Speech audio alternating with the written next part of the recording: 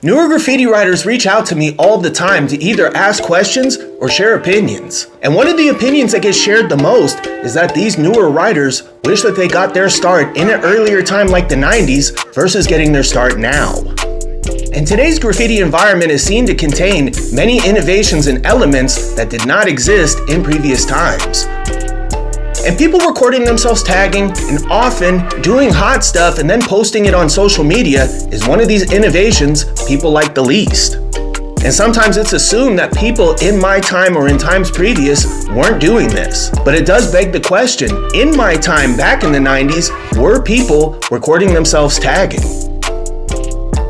But before I answer this question, let's just talk about why this is even seen as being problematic. And to many graffiti writers out there, it's a simple answer. Recording yourself tagging or recording yourself doing any kind of crime is doing the police's job for them and is telling on yourself. For a lot of people, that's good enough, but it's also looked at as attention-grabbing behavior. It's looked at as clout chasing, and people look at it as out of tune and out of sync with the way things used to be. And when it comes to my own experience in the 90s, personally, I didn't film myself tagging even one time. But I do have to say the objective word here is film. I started tagging in 1996 when I was 12 years old, and I stopped writing a little short of my 15th birthday.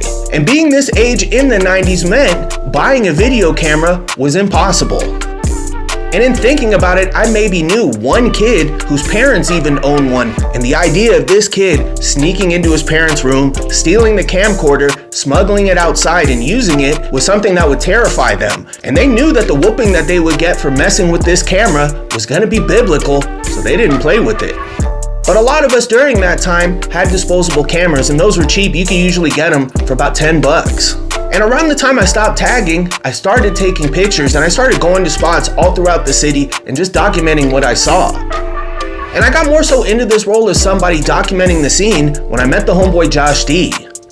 And I continued documenting graph even after I stopped writing. And I remember I shot out to London in 2000 and saw some dope work out there, took a bunch of pictures of it, and sent it to the homeboy Josh D. But personally, the last thing I wanted to do was take any pictures of myself hitting up or document anything I did myself. My mom would pay for my pictures to get developed, and considering that she liked graph too, anytime I have some fresh pictures, we'd sit down and just look over what I documented. And the last thing I ever wanted was for us to be looking at some pictures of some graph and for her to stop and think, oh crap, that looks like Connor's handwriting. But you also have to consider that for the majority of my time as a writer, I was a bus hopper. And bus hopping was hot enough as is just on its own. And any little thing that you did could result in you jumping out of a window and having to run from the cops. But it seemed like if you were tagging and somebody was taking pictures of it, that was almost guaranteed to happen.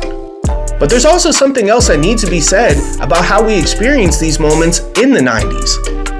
And when we were out there hitting buses, our main preoccupation was hitting those buses, not people remembering us hitting these buses 5, 10, 20 years later. It was that moment, we're in the moment, we're experiencing it, and we know what we want to do. And to be honest with you guys, I remember what I would feel from those times. I can still feel those same things now when I talk about them or even just think about them, and having a picture of those times really isn't necessary. But even if I wanted pictures from those times, I can tell you guys, when we'd all get together just to bus hop or just to kick it, almost nobody ever had a camera on them at any time. When I was really young, if my family wanted to take some pictures, we had to go down to the peninsula, like we had to go down to Tanforan, get us all together, dress us up, sit us down, and make a day out of it. And in my mind, you only really took pictures of stuff when it was like a really serious occasion. Fools graduating, fools getting married, fools passing away. This was the kind of stuff you documented in the minutia of life, where you went on a daily basis, what you saw, what you ate, was not anything you ever felt like documenting.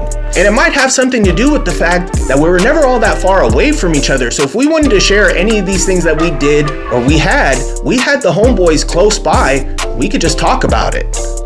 But even if this was my way and I only wanted to document what I felt like was truly important, was this the case for other writers in the 90s?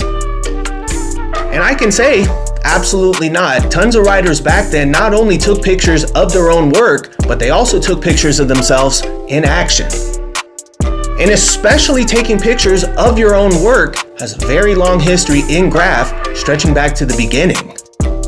You see evidence of this in Style Wars, which was filmed about a decade after modern graph came to be. And in the documentary, you see writers looking at pictures of other people's cars, their own cars, showing off their work to other writers with commentary from the people who did it and with their faces in full view. And while many of us, myself included, strove very hard to stay under the radar and undetected as writers, there's something about the fundamental nature of graph that you have to understand. And that is, ultimately, graffiti is a method of communication.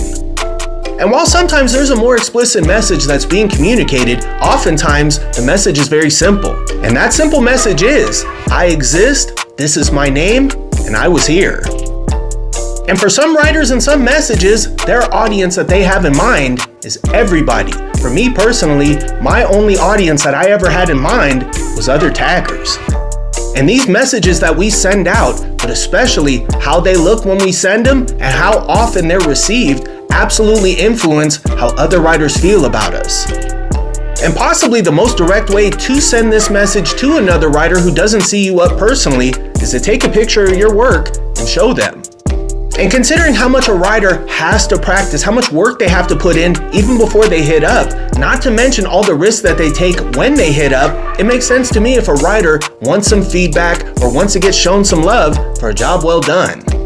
And in San Francisco in the 90s, it wasn't uncommon for the artists that were doing pieces not only to take pictures of their finished work, but also to take action shots too.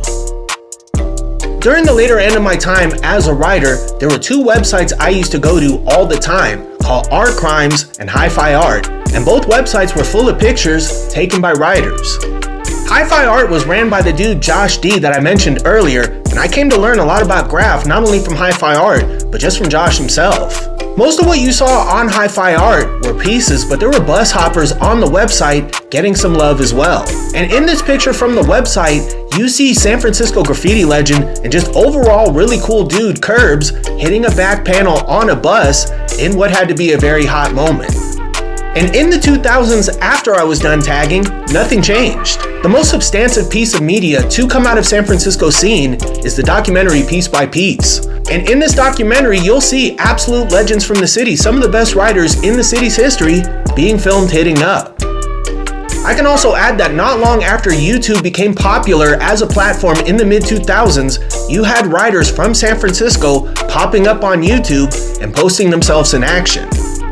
And 2 decades on from this time, posting action shots, posting yourself tagging is a pretty normal thing. And it's so normal now that in 2025, if you don't have tags available on the internet, it's almost like you never wrote.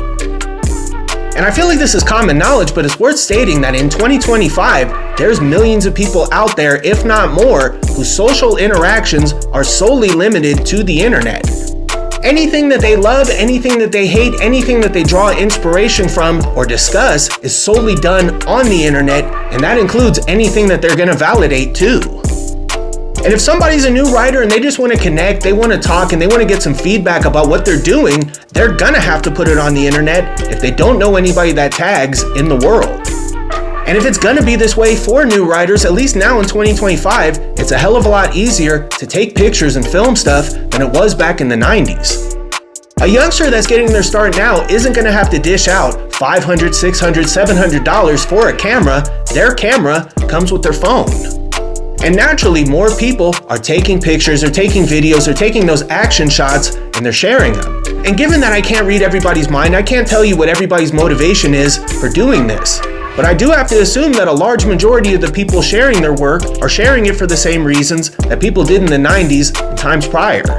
But I also have to assume that some of these people just want attention, and considering that there's so much stuff out there, so many people post, there's so many videos, so many reels, so many shorts, so much everything, that means the person that wants attention is gonna have to do more and more extreme stuff just to get it.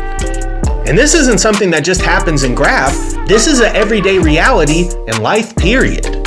But as it pertains to graph, it's this more extreme behavior, this attention-seeking behavior that ruffles feathers. And some of this stuff I've seen myself, and I've seen the comments and I've seen the commentary, and especially the negative reactions that it draws. And the most common reaction that this stuff produces is the person doing it gets called a toy. And they're told that people wouldn't do stuff like this back in the day. And when it comes to this idea that people in previous times were a little bit more slick, we were a little bit more committed to staying under the radar and not being hot, I gotta tell you guys, this is not true. And as someone who lived through those times, I can tell you, people doing hot stuff on purpose, me doing hot stuff on purpose, me doing stupid stuff on purpose was common. And people telling you what crimes they committed, how they committed them, and giving you details that can verify the crimes they committed wasn't uncommon either. And something that might shock you guys is that a lot of the people that I personally see doing this kind of stuff in 2025 are not youngsters. Some of these fools are older than I am, and they were taggers back in the 90s, just like I was. And just the reality is, people love filming themselves, they love having the ability to film themselves, and people have gotten very used to just filming everything they do. And some people have gotten so used to filming themselves that they film themselves at very inopportune moments and film themselves committing crimes. But no matter how I feel about it or how anybody feels about it, this tendency in Graph of filming yourself isn't going anywhere. And it's especially hanging around because it's been here from the start.